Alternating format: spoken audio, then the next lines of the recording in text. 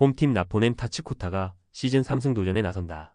30일 치바 롯데와 홈 경기에서 6.2이닝 5안타 무실점의 호투로 승리를 거둔.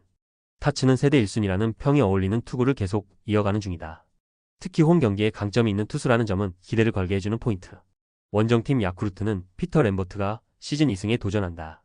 3일 세이브 원정에서 7이닝 무실점의 호투를 보여준 램버트는 최근 2경기에서 13이닝 무실점의 호조를 이어가는 중이다. 이제야 힘으로 찍어 누르는 투구에 익숙해졌다고 해도 좋을 정도. 이번 교류전에서 니포넴의 타격은 매우 부진한 편이다. 스타일을 고려한다면 램버트 상대로도 고전 가능성이 높은 편.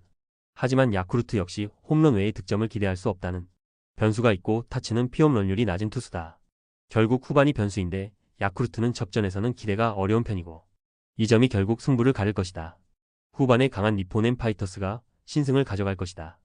홈팀 라쿠텐은 미구엘 야구레가 시즌 첫 승에 재도전한다. 3일 DeNA와 홈 경기에서 4.2이닝 4실점의 부진으로 패배를 당한 야구레는 좋았던 흐름이 단숨에 교류전에서 끊겨버렸다. 작년 주니치 상대로 2승 4패 3.86으로 부진했다는 것. 이번 경기에서도 불안하게 작용할 수 있는 포인트다. 원정팀 주니치는 카일 멀러가 시즌 2승 도전에 나선다. 29일 야쿠르트 원정에서 7이닝 6안타 무실점이라는 시즌 최고의 투구로 승리를 거둔 멀러는 이제야 조금 적응하는 모습을 보여주는 중. 지방 구장이라면 이미 기후 원정에서 7.2이닝 1실점 호투를 해낸 경험이 있다는 점도 긍정적인 부분이다. 이번 교류전에서 라쿠텐의 타선은 그야말로 아사무라 한 명 믿고 가는 형국이다. 그런데 지방 구장에서의 타격이 영 좋지 않다는 점은 라쿠텐의 계속된 고민 중 하나. 물론 주니치 역시 타격이 좋은 팀은 아니지만 야구레는 작년 묘하게 주니치 상대로 부진한 팀이었고 이번 교류전에서 라쿠텐의 불펜은 흔들리고 있다. 투수력에서 앞선 주니치 드래곤즈가 신승을 가져갈 것이다. 홈팀 세이브는 스미다 치히로가 시즌 7승 도전에 나선다. 3일 야쿠르트와 홈 경기에서 8.2이닝 7안타 무실점의 호투를 하고도 승리를 거두지 못했던 스미다는 최근 2경기 연속 무실점 행진을 이어가는 중. 기본적으로 홈 경기 강점은 확실한 투수라는 점에 승부를 걸어야 한다. 원정팀 한신은 사이키 히로토가 시즌 6승에 도전한다. 3일 니포넴 원정에서 8이닝 4안타 무실점의 호투로 승리를 거둔. 사이키는 최근 5경기 중 4경기에서 무실점이라는 엄청난 투구를 이어가는 중이다. 특히 돔구장에서 완벽 부활을 이뤄냈다는 점은 이번 경기의 주목 포인트. 이번 교류전에서 한신은 중심 타선의 파괴력이 무서운 수준이다. 이번 경기 역시 이 점이 가장 큰 변수로 작용할 듯. 세이브가 교류전에서 보여준 모습을 고려한다면 사이키 공략은 쉽지 않을 듯. 물론 스미다가 직전 경기에서 호투를 하긴 했지만 야쿠르트와 한신의 파워 레벨은 다르다. 힘에서 앞선 한신 타이거즈가 승리를 가져갈 것이다. 홈팀 치바 롯데는 브라이언 세먼즈가 시즌 2승 도전에 나선다. 5월 24일 세이브와 홈 경기에서 5이닝 4실점의 부진으로 패배를 당한 세먼즈는 홈에서 제구가 안되는 문제를 전혀 극복하지 못한 바 있다. 그리고 이번 경기 역시 홈 경기인데 이번 경기가 진정한 시험대가 될 전망이다. 원정팀 히로시마는 타마무라 효고가 시즌 4승에 도전한다. 3일 오릭스 원정에서 6이닝 5안타 1실점의 호투로 승리를 거둔.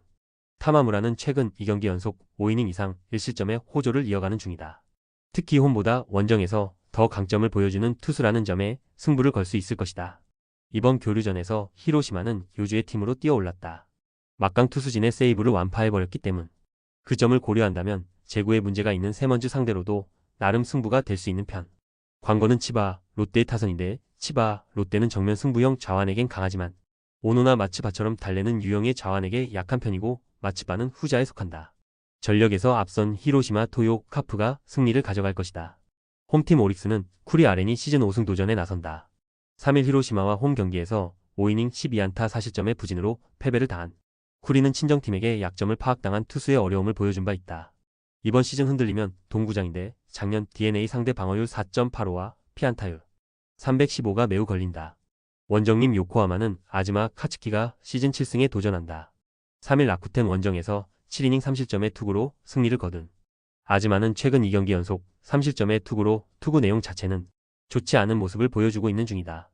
그래도 야간 경기에선 워낙 강점을 보여주는 투수이니만큼 이 점에 승부를 걸 수 있을 것이다.